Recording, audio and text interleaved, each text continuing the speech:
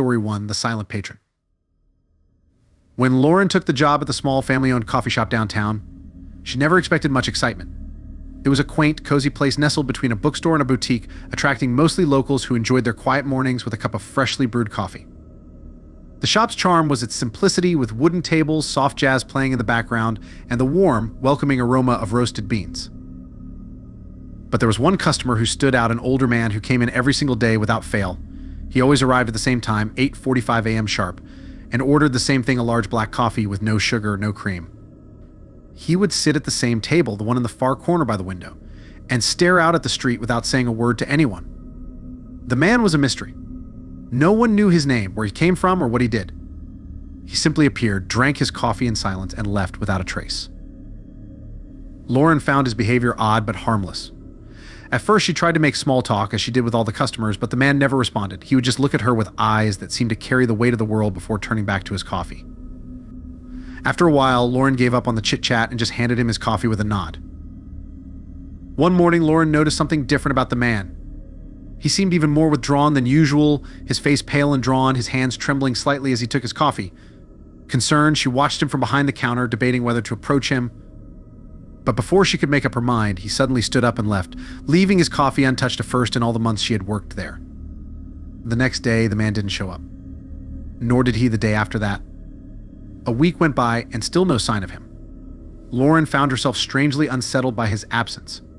Despite his silence, the man had become a part of the daily rhythm of the shop, and without him, something felt off.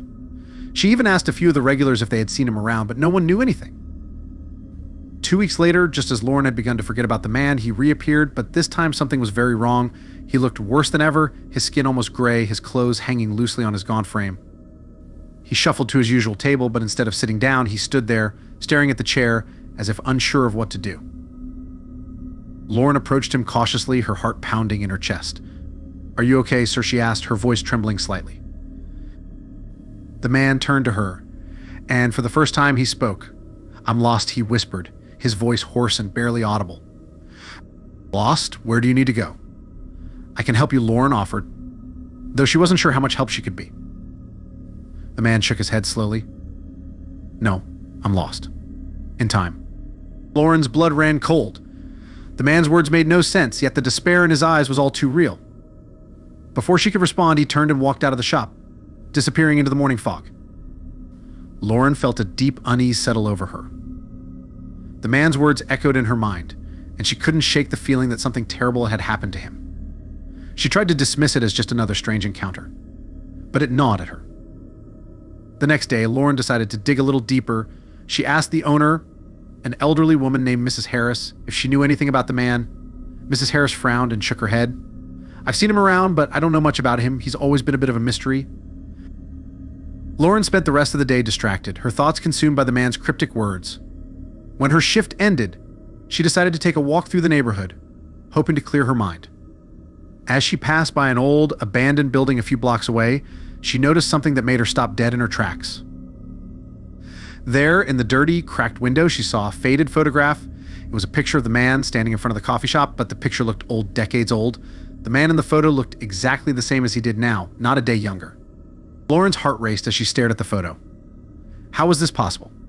She stepped closer, peering through the grimy glass, and noticed something even more disturbing.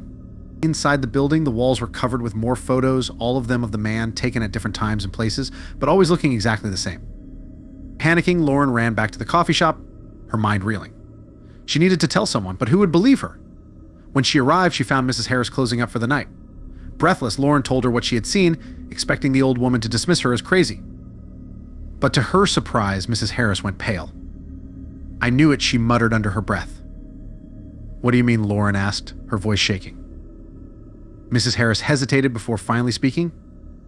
"Years ago, before you started working here, there was a man who came in every day, just like the one you're talking about. He looked exactly the same. He died, Lauren. He died in a car accident right outside this shop." Lauren felt a chill run down her spine. But how? Mrs. Harris shook her head. "I don't know. But I've heard stories. Stories about people who get trapped between worlds, unable to move on. Maybe that's what happened to him." Lauren didn't know what to say.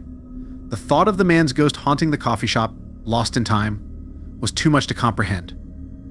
She spent the rest of the night in a daze, unable to sleep. The next morning, Lauren went to the coffee shop, half expecting the man to be there, but he was gone.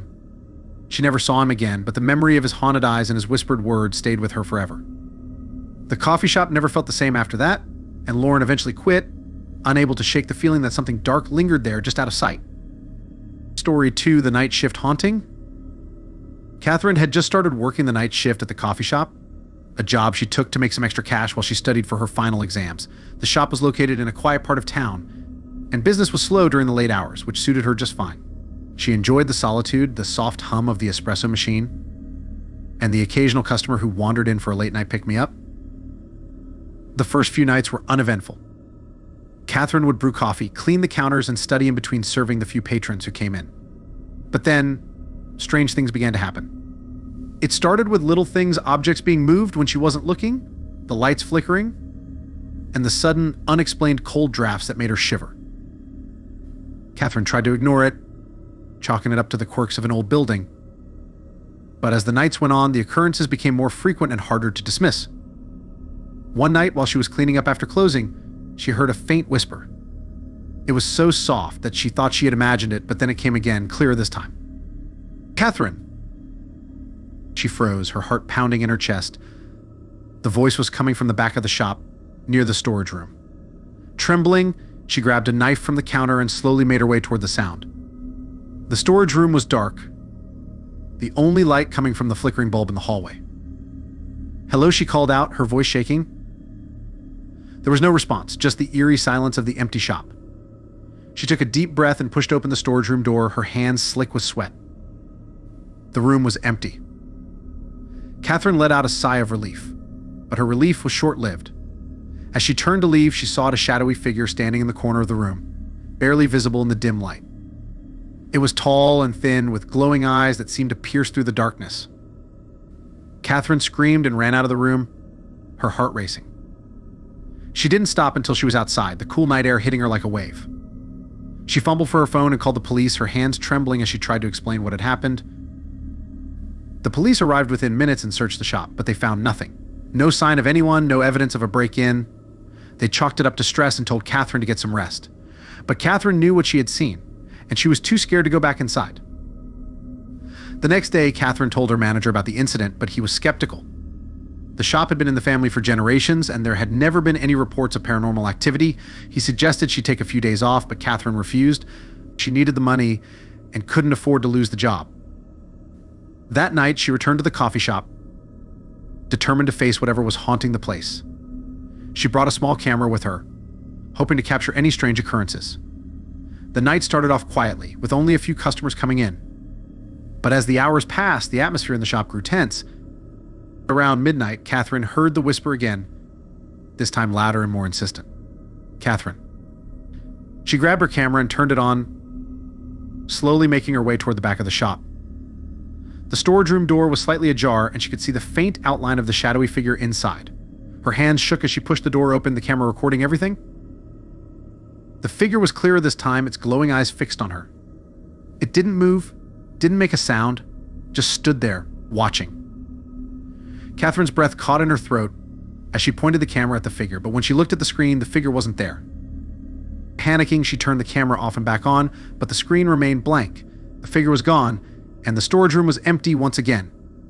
Catherine felt a wave of nausea wash over her as she realized that whatever was haunting the shop wasn't something she could capture on film. Desperate for answers, Catherine began researching the history of the building. What she found sent chills down her spine.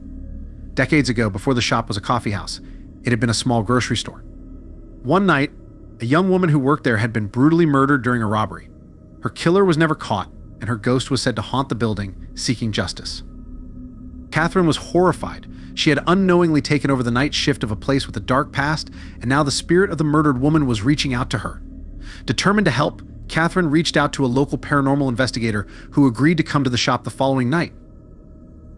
When the investigator arrived, he set up equipment throughout the shop, including cameras, audio recorders, and EMF detectors.